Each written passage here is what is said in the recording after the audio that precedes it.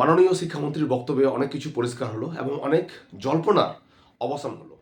এই অনেক দিন ধরেই যে এসএলএসটি 2 এবং এসএলএসটি 3 নিয়ে একটা যুদ্ধ চলছিল, একটা মাইন্ড গেম চলছিল, সেটার কোথাও না কোথাও অবসান হলো এবং এটা পরিষ্কার যে এসএলএসটি 2 হয়তো ডিলে হবে, কিন্তু আগে কমপ্লিট হবে, তারপর এসএলএসটি 3 দিকে যাবে। এসএলএসটি 2 একটা জগদ্দল পাথর, বা বলা চলে খুলজা সিমসিমের মতো একটা দরজা, যেখানে খুলজা সিমসিমের মতো সেই দরজাটা খুলবে, তারপর ভিতরের খাজানাতে আমরা যেতে পারবো, মানে এসএলএসটি 3-তে।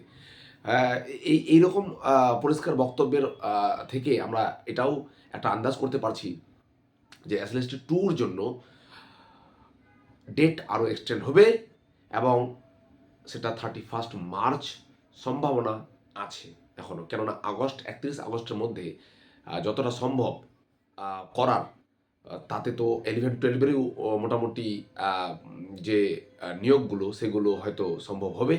9-10-এর যে হিউজ পরিমাণ যে ক্যান্ডিডেটস, সেই ক্যান্ডিডেটসদের যে এত এত কাজ ভেরিফিকেশন, তার মধ্যে আরও ওবিসির একটা স্পেশাল ইস্যু বা কেস আছে, এগুলো এই ম্যাটারটা নিয়ে আরও সংবেদনশীল হতে হবে যারা ভেরিফিকেশন করবে। তো সেই ক্ষেত্রে টাইম কনজিউমিং ব্যাপার, এবং তারপর আবার ইন্টারভিউ আছে। এবার ইন্টারভিউ আমূল পরিবর্তন হচ্ছে, ইন্টারভিউ প্যানেল বোর্ড সম্ভবত।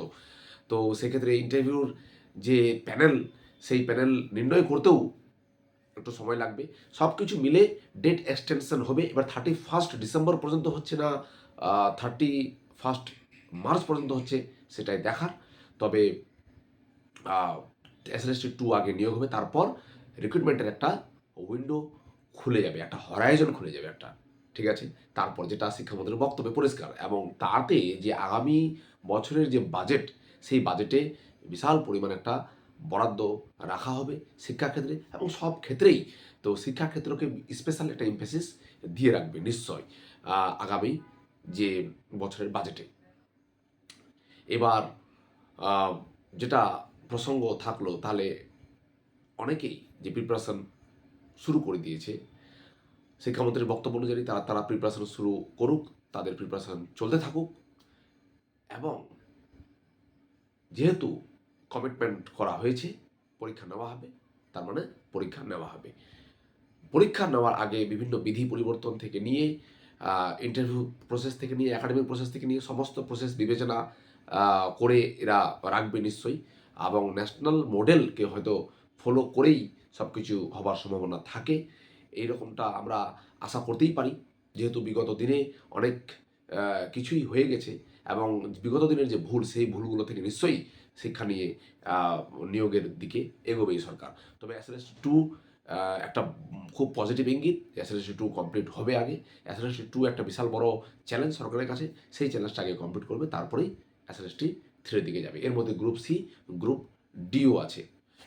তো এই হচ্ছে আজকের আপডেট। এরপর আমরা পরবর্তীকালে আপার প্রাইমারির ক্ষেত্রে যদি বলা চলে, তাহলে আপার প্রাইমারি ব্যাপারে কিছু বলেনি, কিন্তু এসএসসির যে পরবর্তী নিয়োগ, সে যেই হোক না কেন, সেই নিয়োগ আগে এসএলএসটি 2 নিয়োগ হবে, তারপর হয়তো এসএলএসটি 3-র যে কোনো নিয়োগ, আপার প্রাইমারি হোক বা সাবজেক্ট টিচার নিয়োগ হোক। তবে আপার প্রাইমারির ক্ষেত্রে যেহেতু অনেকদিন ধরেই একটা জল্পনা চলছে, সেই ব্যাপারটা ইন দ্য মিন টাইম যদি মানে গ্যাজেট পাবলিশ করে যদি অ্যাডভার্টাইজমেন্ট আকারে নিয়ে নেয়, সেটা মানে এরকম আশা করছি, আমরা আশা রাখছি। সেটা কতদূর হবে সেটা সরকারই বলতে পারবে, সরকারের কাজকর্মে বলতে পারবে। ধন্যবাদ সবাইকে।